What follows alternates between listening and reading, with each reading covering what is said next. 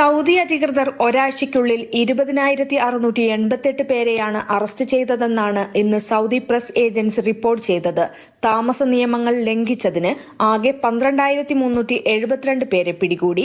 അനധികൃതമായി അതിർത്തി കടക്കാൻ ശ്രമിച്ചതിന് 4,750 പേരെയും അറസ്റ്റ് ചെയ്തു. തൊഴിൽ സംബന്ധമായ പ്രശ്നങ്ങൾക്ക് 3,566 പേരെയാണ് അറസ്റ്റ് ചെയ്തത്. നിയമവിരുദ്ധമായി രാജ്യത്തേക്ക് കടക്കാൻ ശ്രമിച്ചതിന് അറസ്റ്റിലായ 1,264 പേരിൽ 61% എത്യോപ്യക്കാരും 36% യമനികളും 3% മറ്റു രാജ്യക്കാരുമാണെന്ന് റിപ്പോർട്ട് വ്യക്തമാക്കുന്നു. അയൽ രാജ്യങ്ങളിലേക്ക് കടക്കാൻ ശ്രമിച്ചതിന് 93 പേർ കൂടി പിടിക്കപ്പെട്ടു.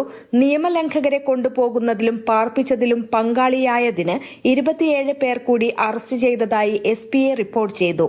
നിയമവിരുദ്ധമായി രാജ്യത്തേക്ക് പ്രവേശിക്കുന്നതിന് സൗകര്യമൊരുക്കുന്ന ഗതാഗത സൗകര്യവും താമസ സൗകര്യവും നൽകുന്നവർക്ക് പരമാവധി 15 വർഷം വരെ തടവും 1 മില്യൺ സൗദി റിയാൽ വരെ പിഴയും വാളും സ്വത്തും അടക്കമുള്ള ശിക്ഷ ലഭിക്കുമെന്ന് ആഭ്യന്തര മന്ത്രാലയം അറിയിച്ചു.